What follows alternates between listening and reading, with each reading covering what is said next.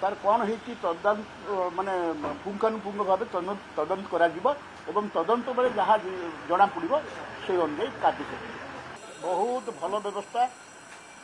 ଓଡ଼ିଶାର ଗାଁ ଗହଳିରୁ ବହୁତ ଲୋକ ଏମିତି ଅଛନ୍ତି ଯେ ପ୍ରଭୁ ଜଗନ୍ନାଥଙ୍କ ଦର୍ଶନ ଅଭିଳାଷ ନେଇ ବଞ୍ଚିଛନ୍ତି ବସିଛନ୍ତି ଏବଂ ଏହି ଯୋଜନାରେ ଅନ୍ତତଃ ପକ୍ଷେ ସେମାନଙ୍କର ସାର୍ଥକ ହେବ, ସେମାନେ ପ୍ରଭୁ ଜଗନ୍ନାଥଙ୍କୁ ଦର୍ଶନ କରିପାରିବେ। ଇଏ ଏକ ବହୁତ ଭଲ ପଦକ୍ଷେପ।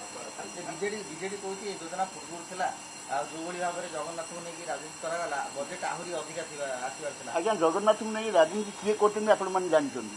ଗୋଟେ 6 ଇଞ୍ଚର ଜଗନ୍ନାଥଙ୍କର ମୂର୍ତ୍ତି 6 ଫୁଟର ଗୋଟେ କଟଆଉଟରେ ଗାଁ ଗାଁ ବୁଲିକିରି ଆମେ ଉଷୁନା ଚାଉଳ ମାଗିଲେ ଏବଂ କି ପ୍ରକାର ହେଇଥିଲା, ଲୋକଙ୍କର ମନରେ କେତେ ଆଘାତ ଦେଇଥିଲା ଆପଣମାନେ ସବୁ ଜାଣିଥିବେ।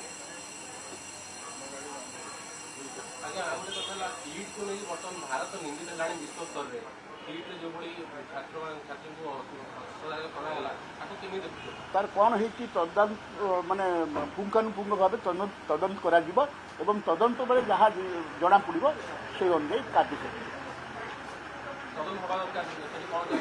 ନିହାତି ତଦନ୍ତ ହେବା ଦରକାର। କାହିଁକି କେଉଁ କାରଣବଶତଃ ଇଏ ହେଇଗଲା ସେଟାକୁ ନିହାତି ତଦନ୍ତ ଦରକାର। ଆଉ ବଜେଟ୍ ଉପରେ ଯାହା କହୁଛନ୍ତି ଇଏ ଏକ ଯୁଗାନ୍ତକାରୀ ପଦକ୍ଷେପ ଆମର ପ୍ରିୟ ମୁଖ୍ୟମନ୍ତ୍ରୀ ଶ୍ରୀଯୁକ୍ତ ମୋହନ ଚରଣ ମାଝୀଙ୍କର। ଦେଖନ୍ତୁ, ଇମିତି ଜାଗା ନାହିଁ, ଇମିତି ଏରିଆ ନାହିଁ ସେ ଯେଉଁଟାକି ଛାଡ଼ି ଦେଇଛନ୍ତି। ସବୁ ଏରିଆ ମିଶାଇଛନ୍ତି।